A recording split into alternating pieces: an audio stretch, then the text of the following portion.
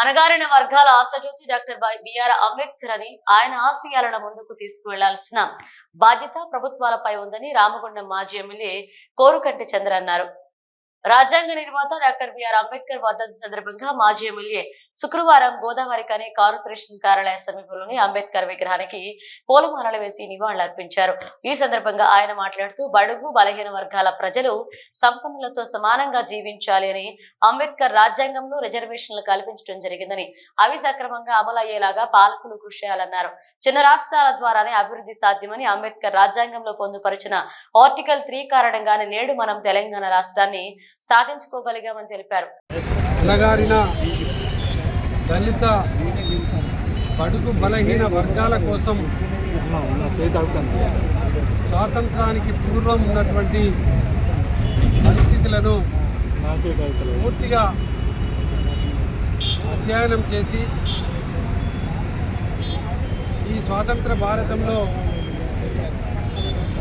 సంపన్న వర్గాలు ఏ విధంగా జీవిస్తున్నాయో ఆ విధంగా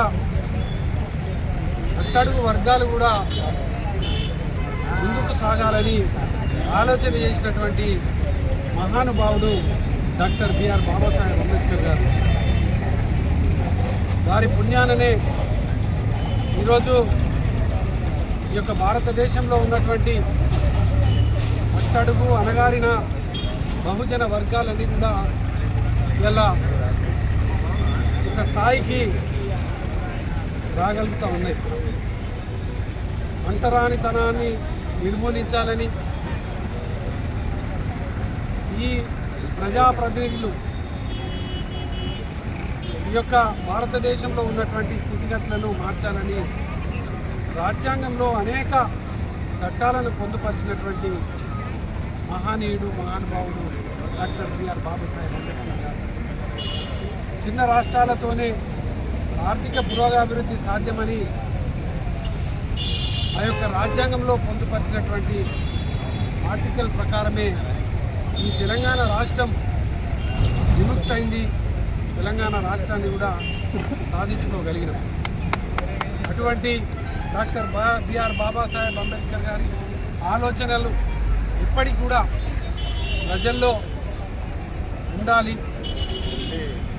ప్రజలు వారి ఆశయ సాధన కోసం ముందుకు నడవాలనే ఆలోచన కొద్దీ తెలంగాణ ఉద్యమ మహానాయకుడు కేసీఆర్ గారు 125 అడుగుల విగ్రహాన్ని మన తెలంగాణలో హైదరాబాద్ కేంద్రంగా ఏర్పాటు చేసినటువంటి సంగతిని కూడా గుర్తు చేసుకుంటూ ఈ కార్యక్రమంలో కార్పొరేటర్లు కలవచర్ల కృష్ణవేణి, కుమ్మరి శ్రీనివాస్, గాదం విజయ, మాజీ జడ్పీటీసీ ఆముల నారాయణ, నాయకులు మారుతి, బొడ్డు రవీందర్, ఇరుగురాళ్ల శ్రావణ్, రామరాజు, ముద్దుసాని సంధ్యారాణి, వెంకన్న, నూతి తిరుపతి తదితరులు పాల్గొన్నారు.